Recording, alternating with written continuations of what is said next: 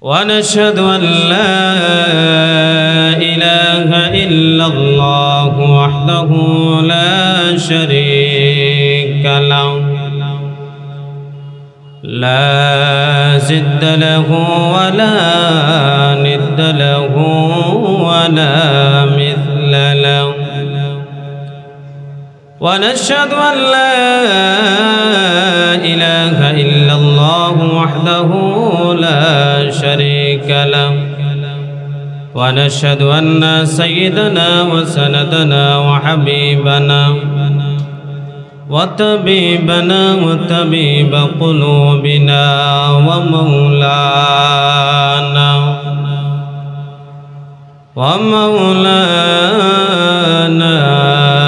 محمدا عبده ورسوله الذي أرسله بالحق بشيرا ونذيرا وداعيا إلى الله بإذنه وسراجا منيرا أما بعد فقد قال الله تعالى في كلامه المجيد وفي فرقانه الحميد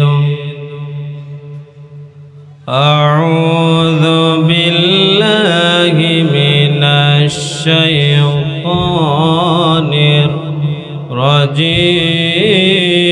الرجيم بسم الله الرحمن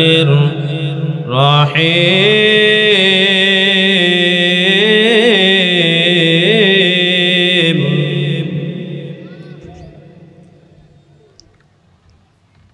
يوم لا ينفع مال ولا بنون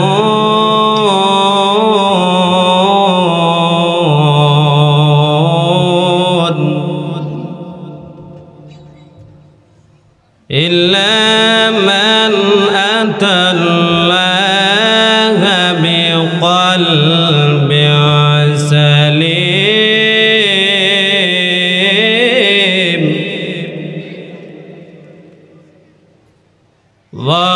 وأزلفت الجنة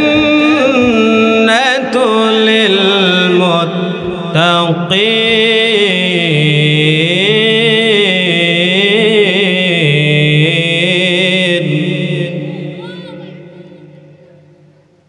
وقال رسول الله صلى الله عليه وسلم كل أمتي يدخلون الجنة إلا من أبى ومن أطاعني دخل الجنة فقد عصاني فقد أبى أو كما قال عليه الصلاة والسلام صدق الله العظيم وصدق رسوله النبي الكريم ونحن على ذلك لمن الشاهدين والشاكرين والذاكرين والحمد لله رب العالمين.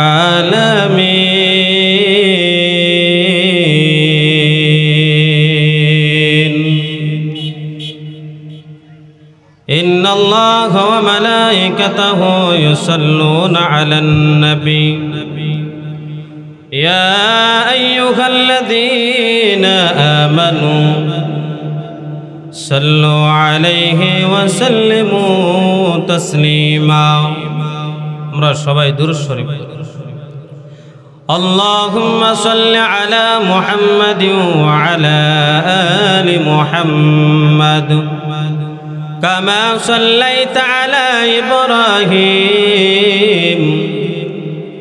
وعلى آل إبراهيم إنك حميد مجيد اللهم بارك على محمد وعلى آل محمد كما باركت على إبراهيم وعلى آل إبراهيم إنك حميد مجيد الله الله قوم بارك نامها الله الله أشكر كمهاي या इलाही तू मेरा माबूद है या इलाही तू मेरा माशूक है या इलाही मुझको मुझसे दूर कर ताकि देखो मुझ में तुझको एक नजर या इलाही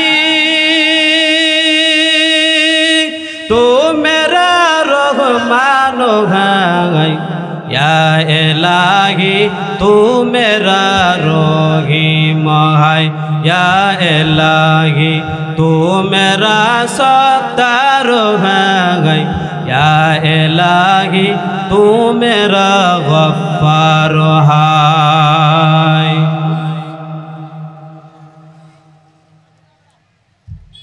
আব্দুল মজিদ ডাক্তারের বাড়ি মসজিদ ও যুব সমাজের উদ্যোগে দ্বিতীয় ওয়াজ ও দোয়ার মাহফিলে সম্মানিত উলামায়ে কেরাম শ্রদ্ধাভাজন সভাপতি যুবক ভাইয়েরা মুরব্বিয়ানে আজম পর্দার আড়ালের মা ও বোনেরা আমরা এই আয়োজন করেছে যারা এই আয়োজনে আমরা খুশি না বেজার সবাই বলেন খুশি যদি হয়ে থাকি যারা প্যান্ডেলের ভিতরে আছেন বাহিরে আছেন সবাই প্যান্ডেলের ভিতরে আইসা সুন্দর করে সামনে বসে সবাই আসেন একটু কষ্ট করে উঠে একবারে সামনে আসেন যত হইতেছে বেশিরভাগ মানুষ গুমরাহির দিকে যাইতেছে বিশ্বাস করেননি ওয়াজ মাহফিল মানুষে হইনা কইতো আসলে ইসলাম হইতেছে মানুষ বর্তমানে পিছলা ঠিক নেই ওয়াজ মাহফিল যদি হয় আপনি বিশ্বাস করবেন কিনা না করবেন জানি না বেশিরভাগ মানুষ যারা ওয়াজ কমিটি আছে মাহফিল কমিটি আছে তাদের ভিতরে বর্তমানে হেদায়েত নাই বিশ্বাস করেন তারাই বেশিরভাগ নামাজ পড়ে না তারাই বেশিরভাগ সুদে টেহা লাগায় তারাই বেশিরভাগ ঘুষ খায় তাদের বিবি বাচ্চা যা আছে বেশিরভাগ তাদের এই বেপরদা থাকে তাদের মধ্যে এখন বর্তমানে হেদায়েত নাই যদি তাদের মধ্যে হেদায়েত থাকতো তারা যদি হেদায়েত হয়ে যেত তাহলে গ্রামের প্রত্যেকটা মানুষ তাদের থেকে শিক্ষা নিয়ে তারাও হেদায়েত হয়ে যেত ঠিক কি না যে আমি আয়াত তেলাওয়াত করছি কুরআনুল কারীমের 33 নম্বর সূরা সূরাতুল আহজাব 19 নম্বর পারা 9 নম্বর পৃষ্ঠারে একবারে শেষের তিনটি অংশ তিনটি আয়াত 88 এবং 89 নম্বর আয়াত এবং 90 নম্বর আয়াত আমি তেলাওয়াত করছি আমরা সরাসরি আয়াতের মধ্যে চলে যাই আল্লাহ রাব্বুল আলামিন কুরআনুল কারীমের সূরাতুল আহজাবের 88 নম্বর আয়াতের মধ্যে জানায়া দিলেন ইয়াউমা লা ইয়ানফাউ মালু ওয়ালা বানুন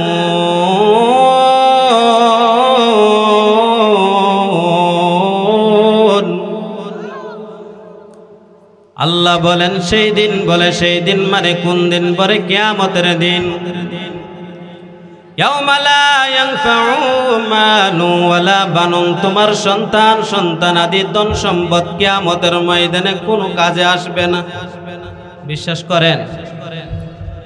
আল্লাহ বলেন কোনো কাজে আসবে না। আমরা আল্লাহকে বলি আল্লাহ ধন সম্পদ টাকা পয়সা সন্তান সন্তানাদি কোনো কাজে আসবে না, কিয়ামতের ময়দানে কি কাজে আসবে? আল্লাহ রাব্বুল আলামিনকে আমরা প্রশ্ন করি, আল্লাহ জানিয়ে দিলেন ইল্লা মান আতাল্লাহা বিকলবিন সালিম।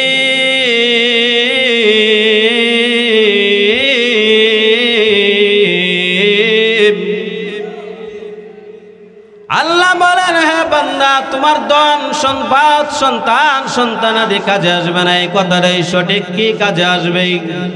আল্লাহ বলেন ইল্লা মান আতাল্লাহা বিকলবিন সালিম। তোমার সুস্থ অন্তর একমাত্র কিয়ামতের ময়দানে কাজে আসবে। কি অন্তর? সুস্থ অন্তর। বলে সুস্থ অন্তর কিভাবে বুঝবো? বলে বাজারের মধ্যে পেয়ারা নিয়ে গেছি, পেয়ারাটা বড় নষ্ট জিনিস, ওই পেয়ারাটা নষ্ট যে কাওরা জিনিসটা ওইটা নিচের দিকে দিয়া আমরা, খারাপ জায়গাটা নিচের দিকে দিয়া ভালো জায়গাটা উপর দিক দিয়া আমরা বিক্রি করি, তাহলে বোঝা গেল আমার অন্তরটা ঠিক না। আল্লাহ রাব্বুল আলামিন কুরআনুল কারীমের এক আয়াতের মধ্যে জানিয়ে দিলেন ইয়া আইয়ুহাল্লাযীনা আমানুত্তাকুল্লাহ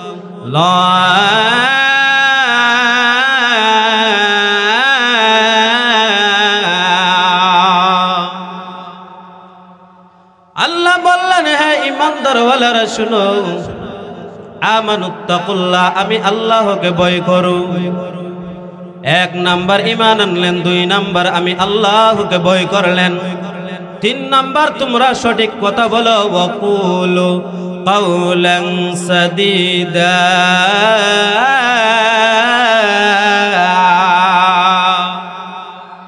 আল্লাহ বলেন তোমরা সঠিক কথা বলো। এখন বেশিরভাগ মানুষের কাছে যদি হক কথা বলা হয়, সঠিক কথা বলা হয়, অনেকের কাছে এখন ভালো লাগে না, ঠিক না? অনেকের কাছে কারেন্টে যেমন শর্টকাইলে শরীরটা একটু কেমন কেমন হয়ে যায়, অনেকে সঠিক কথা বলার পর সঠিক কথা তার শরীরে কারেন্টের মতো হিট করে, ঠিক না? আল্লাহ পাক রব্বুল আলামিন বললেন এক নাম্বার ঈমান আনলেন, দুই নাম্বার আমি আল্লাহকে ভয় করলেন, তিন নাম্বার সঠিক কথা বললেন। আল্লাহ বলে আমি ভয় করলে সঠিক কথা বললে তোমাদের কি ফায়দা হবে জানো নি?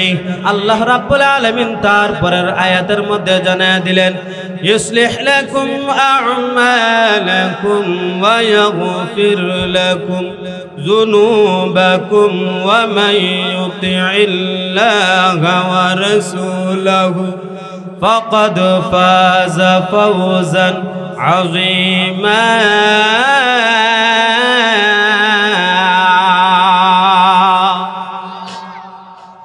আল্লাহ বলেন ইসলিহ লাকুম আমালাকুম, তোমরা যদি সঠিক কথা বলো আমি আল্লাহ প্রত্যেকটা কাজ তোমাদের জন্য সহজ করে দেব, তোমাদের প্রত্যেকটা কাজ আমি শুদ্ধ করে দেব। দুই নাম্বার পুরস্কার সঠিক কথা বললে আল্লাহ জানিয়ে দিলেন ওয়া ইয়াগফির লাকুম যুনুবাকুম, আমি আল্লাহ তোমাদের পাপ সমূহ মাফ করে দিব। তারপরের অংশের মধ্যে আল্লাহ জানিয়ে দিলেন ওয়া ইয়াগফির লাকুম যুনুবাকুম ওয়া মান ইউতি'িল্লাহা ওয়া রাসূলাহু ফাকাদ ফাযা ফাওজান আযীমা।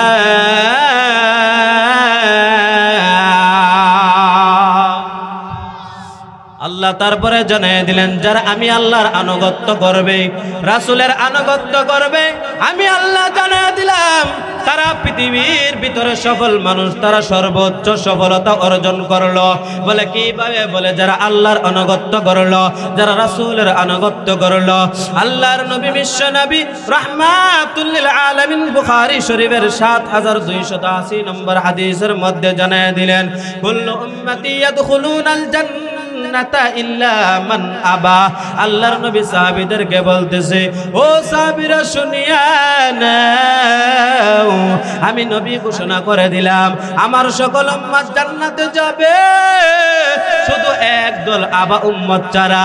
সাহাবীরা আরজ করলেন, ইয়া রাসূলুল্লাহ, ইয়া হাবিবাল্লাহ, নবী গো, আবা উম্মত কারা? আল্লাহর নবী জানিয়ে দিলেন, ওয়া মান আতাআনি ফাকাদ দাখালাল জান্নাহ। আবা উম্মত হলো তারা যারা আমি নবীর আনুগত্য করে না, আমি নবীর আনুগত্য হয়ে চলে না, আমি নবীর সুন্নাহ অনুযায়ী চলে না, তারা আমি নবীকে অস্বীকার করলো। আর যারা আমি নবীকে মেনে নিল তারা জান্নাতি হয়ে গেল।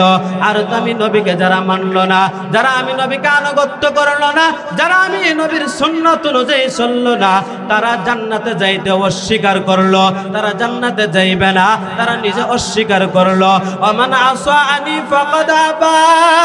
ওই আবা উম্মত জান্নাতে যাবে না যারা আমি নবীকে আনুগত্য করলো না, অবাধ্যতা পোষণ করলো। বলেন নাউজুবিল্লাহ। আমরা নবীর আনুগত্য করার দরকার আছে না নাই? আনুগত্য করলে কি হবে? মান সুন্নাতা ফাকাদ আহাব্বানি আমান আহাব্বানি সুন্নতি কানা মাই ফিল জান্নাহ। আল্লাহর নবী হাদিসের মধ্যে বর্ণনা করেন, আমান আহাব্বানি সুন্নতি, যারা আমি নবীকে আমার নবীর সুন্নাতকে ভালোবাসলো, তারা যেন নবীকে ভালোবাসলো। আর নবী জানিয়ে দিলেন, আমান আহাব্বানি কানা মাই ফিল জান্নাহ। আর আমি নবীকে যারা ভালোবাসলো, আমি নবীর সাথে তারা জান্নাতে গেল। নবীর সুন্নতকে ভালোবাসার দরকার আছে না নাই? নবীকে ভালোবাসার দরকার আছে না নাই? আরেক হাদিসের মধ্যে আছে, আল্লাহর নবী বিশ্ব নবী রাহমাতুল লিল আলামিন জানিয়ে দিলেন, ওই ব্যক্তি জান্নাতে যাইতে পারবে না যে আল্লাহর আনুগত্য করলো না, যে রাসূলের আনুগত্য করলো না, মন গড়া ভাবে চললো, মনে যেইটা চায় সেইটাই করলো। আল্লাহর রাসূল সাল্লাল্লাহু আলাইহি ওয়াসাল্লাম হাদিসের মধ্যে বর্ণনা করেন, প্রত্যেক নবী যুগে যুগে আসেন, আর প্রত্যেক নবীর একটা সুহবত ছিল, প্রত্যেক উম্মতদেরকে জানিয়ে দিয়েছেন, হে উম্মতের দল, তোমাদের মধ্যে যদি লজ্জা না থাকে, তোমাদের মধ্যে যদি শরম না থাকে, তোমাদের মধ্যে যদি লাজুকতা না থাকে, তোমার মনে যেইটা চায় এইটাই করতে পারবা। এখনো সমাজের দিকে তাকায় দেখেন, যার লজ্জা শরম নাই, যেটা মনে চায় এইটাই করতেছে, ঠিক কিনা? লজ্জা শরম যাদের নাই, যেটা মনে চায় এটাই করতে পারে। তাহলে লজ্জা হলো ইমানের অঙ্গ, আর ইমান হলো জান্নাতের চাবি। আর যারা জান্নাতে গেল তাদের কোনো চিন্তা নাই। আর যারা লজ্জা করলো না, যারা অশ্লীল বাক্য ব্যবহার করলো, আল্লাহর নবী বললেন তাদের ঠিকানা হলো জাহান্নাম। বলুন তো, আজকের থেকে অশ্লীল বাক্য জবান দেয়া বলবো না? সবাই বলেন, বলবো আমরা?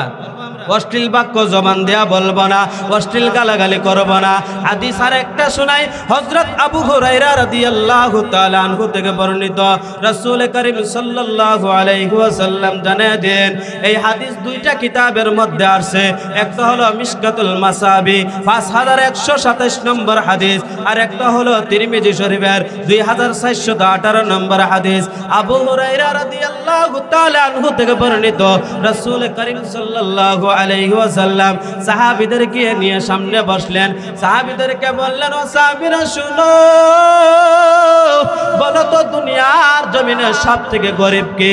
সাহাবীরা বললেন, ইয়া রাসূলুল্লাহ, ইয়া হাবিবাল্লাহ, আমরা যতটুকু জানি পৃথিবীর ভিতরে সবথেকে দরিদ্র, সবথেকে গরিব তাদেরকে বলা হয় যাদের টাকা নাই, যাদের পয়সা নাই, যাদের ধন নাই, যাদের সম্পদ নাই, যাদের টাকা নাই, যাদের দিরহাম নাই, যাদের দিনার নাই, তাদেরকে সবথেকে গরিব বলা হয়। সাহাবীরা বললেন, বলার সাথে সাথে আল্লাহর নবী বললেন, সাহাবীরা শুনো, তাদেরকে গরিব বলা হয় নাই। গরিবরাও যদি জান্নাতে যায় তারা হলো বড় লোক। সুবহানাল্লাহ। তারা কি? গরিবরা যদি জান্নাতে যায় তারাই হলো সবচেয়ে বড় লোক। দুনিয়ার গরিব গরিব নাই, আখিরাতে যারা গরিব হবে তারাই হলো সবচেয়ে প্রকৃত গরিব। আখিরাতে যারা দরিদ্র হবে তারাই হলো প্রকৃত দরিদ্র। আল্লাহর নবী বললেন, সাহাবীরা শুনো, তারা পৃথিবীর জমিনে যদিও গরিব হয়, কিয়ামতের ময়দানে তারা ধনী হবে। তোমরা শুনিয়া নাও, কিয়ামতের ময়দানে একদল মানুষ তারা সবচেয়ে গরিব, সবচেয়ে দরিদ্র হবে। সাহাবীরা বললেন, ইয়া রাসূলুল্লাহ, ইয়া হাবিবাল্লাহ, নবী গো, সবথেকে গরিব, সবথেকে দরিদ্র কিয়ামতের ময়দানে কারা হবে? আল্লাহর নবী বললেন, ও সাহাবীরা শুনো, কিয়ামতের ময়দানে সবচেয়ে গরিব, সবচেয়ে দরিদ্র তারা হবে যারা মানুষদেরকে মিথ্যা অপবাদ দিয়েছিল, যারা মানুষকে মিথ্যা গালিগালাজ দিয়েছিল, মিথ্যা অপবাদ দিছে, আবার মিথ্যা গালিও দিছে, মানুষকে অন্যায়ভাবে হত্যা করছে, মানুষের ধন সম্পদ অন্যায়ভাবে জুলুম করে, অন্যায়ভাবে তাদের থেকে জোর করে জুলুম করে নিয়ে গেছে, তাদেরকে গালি দিয়েছে অন্যায়ভাবে, তারাই হবে সবচেয়ে গরিব। বলে কিভাবে? বলে তাদের তো নামাজ থাকবে, তাদের তো হজ থাকবে, তাদের তো রোজা থাকবে, তাদের সব আমল থাকবে। আল্লাহর নবী বললেন তারা দরিদ্র থাকবে, তারা হজ নিয়ে 100 হজ নিয়ে উঠবে, 1000 হজ নিয়ে উঠবে, 50টা হজ নিয়ে উঠবে, নামাজ 50,000 নামাজ নিয়ে উঠবে, তাহাজ্জুদ নামাজও মিস নাই, 5 ওয়াক্ত নামাজও মিস নাই। আবার দেখা যায় সকল আমলে তার আমল নামায় রয়েছে, যাকাতও রয়েছে, রোজা রয়েছে, সব কিছু রয়েছে, কিন্তু সে গরিব হইল কিভাবে? আল্লাহর নবী বললেন, সাহাবীরা শুনিয়া নাও, গরিব কিভাবে হবে জানো নি? বলে মানুষকে অন্যায়ভাবে সে গালি দিয়েছিল, আজকে কিয়ামতের ময়দানে তার আমল নামা থেকে ওই গালির বদলা তার নেকি দিতে হবে। কি দিতে হবে? আমল নামার থেকে তার নেকি দিতে হবে। শুধু তাই নয়, তারে যে মিথ্যা অপবাদ দিয়েছিল, ওই মিথ্যা অপবাদ দেওয়ার কারণে, মিথ্যা মামলা দেওয়ার কারণে, মিথ্যা জেল কাটার কারণে ওই মানুষটাকে তার আমল নামা থেকে আমল দিতে হবে। আমল দিয়া বলবে, তোমার আমল থেকে তাকে আমল দিয়ে দাও, আজকে তো গালি দেওয়ার কোনো সুযোগ নাই, আজকে তো মিথ্যা অপবাদ দেওয়ার কোনো সুযোগ নাই, আমল তার আমল নামা থেকে দিয়ে দাও। একদল মানুষ আসবে, আমাকে মিথ্যা মামলা দিয়া জেল কাটাইছিল, আজকে তাকে ওই মিথ্যা মামলার কারণে তার আমল নামা থেকে আমল দেওয়া হবে, আজকে তো তার মিথ্যা মামলা আর জুলুমকারী হবে না। ওই জায়গার ভিতরে আল্লাহর নবী বিশ্ব নবী রাহমাতুল লিল আলামিন জানিয়ে দিলেন, ও সাহাবীরা শুনিয়া নাও, মানুষের জায়গাগুলো মিথ্যাভাবে অপবাদ দিয়ে মানুষের জায়গা দখল করে নিয়েছে, আজকে তার ওই জায়গার বদলে তার আমল নামা থেকে আমল দিয়ে দাও। এমন করিয়া দন্না পাতা চুরি করছে, এমনকি সব ধরনের যত টুকিটাকি যা কিছু আছে, বাদামওয়ালা থেকে একটা বাদাম নিয়েছো না বইলা ওইটা তার হক, একজন পরে বিক্রেতার পরে ওই কাসার থেকে নিয়েছো, এটা তার হক। বিন্দু থেকে বিন্দু পরিমাণ, আপনার জাররা থেকে জাররা পরিমাণ, আসরের ময়দানে যখন তার নেকি দিতে দিতে নেকি শেষ হয়ে যাবে, এই মানুষটা অসহায় হয়ে যাবে, তখন মানুষ আবার সিরিয়ালের মধ্যে দাঁড়াবে, আল্লাহকে বলবে, আল্লাহ তার আমল নামা শেষ হয়ে গেছে, আমাদেরকে আমল কিভাবে দিবে? আল্লাহ বলবেন, তোমরা কোনো চিন্তা করিও না, তোমাদের তো গুনাহ আছে, তোমাদের গুনাহগুলো তার কাঁধের উপরে বসায় দেওয়া হবে। তখন ফেরেশতাদেরকে ডাক দিয়া বলবো, ফেরেশতার দল শুনিয়া নাও, তার আমলগুলা শেষ হয়ে গেছে, মানুষের আমলগুলা, বদ আমলগুলা তার কাঁধের মধ্যে চাপায়া দাও। ওই কাঁধের মধ্যে চাপায়া দিয়া ফেরেশতাদেরকে ডাক দিয়া বলবে, ও আমার ফেরেশতারা, তাকে জাহান্নামের মধ্যে নিক্ষেপ করে দাও। কই নিক্ষেপ করতো? নামাজ ছিল নি? সবাই কেন নামাজ আসছিল, রোজা আসছিল, হজ আসছিল, আমল নামায় যত আমল আছে সব আমল ছিল, কিন্তু বাটফারি ছাড়ে নাই। বুঝেননি কথা? আমল নামায় সব কিছু ছিল, কিন্তু সুদের ব্যবসা ছাড়ে নাই। আছে না নাই? সুদ করে আছে না নাই? এলাকার ভিতরে সুদ করে নাই, সমাজের ভিতরে নাই, দেশের ভিতরে নাই, ঘুষখোর নাই, ঘুষ খেয়েছিল, নামাজ পড়েছিল, ঘুষ খেয়েছিল, নামাজ পড়েছিল, সুদ খেয়েছিল, নামাজ পড়েছিল, মানুষের সাথে বাটফারি করেছিল, নামাজ পড়েছিল, মানুষের জায়গায় অন্যায়ভাবে জুলুম করে নিয়েছিল, কিন্তু এই নামাজ হাসরের ময়দানে কোনো কাজে। এটা কি নামাজ কি আল্লাহকে খুশি করার জন্য পড়ছিল, নাকি বাটফারি মানুষকে দেখানোর জন্য পড়ছিল? আপনারা বলেন, কারে দেখানোর জন্য? মানুষ দেখানোর জন্য নামাজ পড়েছিল। ওই নামাজ আল্লাহর দরবারে কবুল হবে না। কেন? লোক দেখানো নামাজ পড়া, ইবাদত করা, এইটাও শিরিকের অন্তর্ভুক্ত। কিসের অন্তর্ভুক্ত? এই দিন কোনো কাজে আসবে? নামাজ কাজে আসবে না, রোজা কাজে আসবে না। তাহাজ্জুদের নামাজ পড়তে পড়তে কপাল কই কইরা লাইছেন, আপনার ওই কপালের খালিও এই দিন কাজে আসবে না। কারণ হলো আপনি গুনাহের কাজ থেকে বাঁচেন নাই, হারাম থেকে বাঁচেন নাই, তার কারণে আপনার ওই নামাজ রোজা হজ যাকাত কোনো কিছু কাজে আসবে না। যদিও আমরা বলি, দুইটা কথা বলি, জুম্মার দিনের দেখবেন হুজুর যখন খুতবা দেয় 1-2 মিনিট দেরি হয় কি হয় না? সবাই কথা বললেন, হয় কি হয় না? আলোচনাটা একটু গুছায় গাছায় নিতে, মানে জাগা মতে নিতে আপনার 2-3 মিনিট হয়তো এদিক সেদিক হয়ে যায়। কিছু মুসল্লি আছে তাদের অ্যালার্জি আছে, আছে না নাই? অনেকে আছে বাইগন না গাইলেও উচিত কথা যখন শুনে তার শরীরে কাজ যায়, আছে না নাই? সঠিক কথা শুনলে তার শরীরে কাজ যায়। শুক্রবারে দেখবেন অনেক মানুষ আছে 2-3 মিনিট দেরি হয়ে গেলে দেখবেন মুরসামুরসি করে, ও হুজুর 2-3 মিনিট তো গেছে গা, এমন ভাবে কয় না, তার বাপ সাপ বোঝা যায়। হ্যাঁ, হুজুরে যদি নামাজ না পড়ায় এমন নামাজ পড়াইতে পারবো, ঠিকই না? এক জায়গায় আমি বলি, এক জায়গার ঘটনা ছোট্ট করে বলবো। হুজুর যখন 2-3 মিনিট দেরি হয়েছে, হওয়ার পর আপনার বলতেছে হুজুর 2-3 মিনিট দেরি হয়ে গেছে গা। হুজুর স্টেজ থেকে লাইমা জুতাটা হাতে নিয়ে বাহিরে হয়ে গেছে। কি হয়ে গেছে গা? বাইরে গেছে। সবাই বলতেছে হুজুর আপনি যান কেন? যে ব্যক্তি কইছে 2-3 মিনিট দেরি হয়েছে এরে দিয়া নামাজ পড়াও। কারে দিয়া? এরে দিয়া নামাজ পড়াও। হে যেহেতু টাইম চিনে আর হুজুরের ভুল ধরতে চিনে, হে মনে নামাজও পড়াইতে পারবো। কি পারবো? প্রত্যেকটা মহল্লার যদি এরকম ভাবে ইমাম হইতে যাইতো গা, আর সকল মুসল্লিরা যদি বলতো তারে দিয়া নামাজ পড়াও, সূরা ফাতিহা পড়ার মতো যোগ্যতা নাই, দোয়া মাসুরা পড়ার মতো যোগ্যতা নাই, তাশাহুদ পড়ার মতো যোগ্যতা নাই, এই ব্যক্তি ইমামের ভুল ধরে কিভাবে এই ব্যক্তিকে নামাজ পড়া দূরের কথা, এই ব্যক্তি একদিন ইকামত দেওয়ার মতো যোগ্যতা তার মধ্যে নাই, ঠিক না? এই ব্যক্তিকে ইমামের ভুল ধরতে পারে। অনেক আছে ইমাম অর্থ জানে না, ইমাম অর্থ সমাজের নেতা, ইমাম অর্থ সমাজের সব কিছু দায়িত্ব ইমামের, হালাল হারামের বিচার করবে ইমাম। ইমাম সব কিছু দায়িত্ব নিয়ে ওই মহল্লাটা কিভাবে চালাইতে হয় ইমামের দায়িত্ব। অনেক আছে ইমামের উপরে মাতব্বরি করে, আছে না নাই? ইমামের উপরে সরদারি করে। যে সরদারে সূরা ফাতিহা পড়তে পারে না, যে সরদারে সূরা মাসুরা পড়তে পারে না, যে সরদার তাশাহুদ পড়তে পারে না, যে সরদার দোয়া কুনুত পড়তে পারে না, যে সরদারে ওযুটা ভালো করে করতে পারে না, যে সরদারে গোসলের ফরজটা ভালো করে করতে পারে না, এদেরকে দিয়া আমাদের সমাজের বর্তমানে সরদারি করাইতেছি। বিশ্বাস করেন কিনা? এই সরদার দিয়া করাইলে বলুন তো হক বিচার পাওয়া যাইব না টাকা গায়ে বিচার করব? হ্যাঁ, হক বিচার পাওয়া যাইতো না, বিচার উল্টাই লইব, ঠিক না? তাইলে এই সরদার দিয়া কি করা যাবে না? মেল করানো যাবে না, বিচার করানো যাবে না। আর কোন নীতিমান ব্যক্তি দিয়া বিচার করাতে হবে। বিচারের মঞ্চে ইনসাফওয়ালা মানুষদেরকে বসাইতে হবে। কোন গুনাহগারকে, কোন প্রকাশ্যে গুনাহওয়ালাকে বিচারের আওতায় আনা যাবে, বিচারক হিসেবে আনা যাবে না।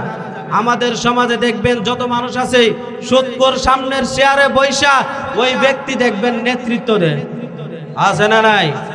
সুদ করে নেতৃত্ব দেয়, ঘুষ করে নেতৃত্ব দেয়, জিনা করে নেতৃত্ব দেয়, ব্যভিচারে নেতৃত্ব দেয়, সমাজের সবথেকে নিকৃষ্ট মানুষ নেতৃত্ব দেয়, সবথেকে যে মানুষগুলা মূর্খ জাহেল ওইগুলা নেতৃত্ব দেয়। আজকের থেকে শিক্ষিত যারা তারা নেতৃত্ব দিবে, মূর্খদের দিন শেষ, শিক্ষিতদের এখন সরদারি করার বাংলাদেশ, ঠিক কিনা? প্রত্যেকটা সমাজে এখন যারা শিক্ষিত আছেন তখন সমাজ মুঠোয় নেওয়ার সময়, সমাজ এখন আপনাদের আওতায় আনার সময়। কারণ হলো সমাজ যদি শিক্ষিতরা যদি আপনার সমাজ পরিচালনা না করে তাহলে মূর্খরা আপনার এই সমাজটাকে ধ্বংস করে দিবে, এই সমাজটাকে জাহিলিয়াতি যুগের মতো করে নেবে। এই সমাজটাকে যদি বাঁচাইতে চায় তাহলে কুরআনওয়ালাদের হাতে আনতে হবে সমাজ। কার হাতে? আমি বলি একটা কথা, সমাজের ভিতরে প্রত্যেকটা মসজিদের ইমামকে যদি আপনার প্রত্যেকটা মেলও রাখতো, প্রত্যেকটা কি আপনারা এমন বলে দরবার, আমরা এমন বলে মেল, ওই জায়গার যদি প্রত্যেকটা আলেম অথবা মুয়াজ্জিন অথবা খতিব যদি সাহেবদেরকে রাখতো তাহলে কোনো মেলের ভিতরে দুর্নীতি হইতো না। বিশ্বাস করেন? দুর্নীতি হইতো না। কারণ হলো ইমামরা জানেই না কি বিচার করতেছে সমাজে, এরকম আছে না নাই? বিচার ওচার সব কিছু করার পরে ইমামে জানে যে এবারে বিচার হয়েছিল, এটি করার দরকার আছে। ইমাম রাখবেন, কি রাখবেন? ইমাম নেতা। নেতা জানে না আপনার সমাজে কি হইতেছে, আপনি আপনার রাতে রাতে আপনার সবকিছু সমাধান করে লাইতেছেন, এরকম আছে না নাই? তাহলে আমরা যারা আছি আমরা সচেতন হব, সঠিক কথা বলবো, সঠিক পথে চলবো, আল্লাহর বিধান অনুযায়ী চলবো, রাসূলের সুন্নাহ অনুযায়ী চলবো। আল্লাহ যেন আমাদেরকে তৌফিক দান করেন। সকলে বলে আমিন। ওয়া আখিরু দাওয়ানা আলহামদুলিল্লাহি রাব্বিল আলামিন। সুবহান।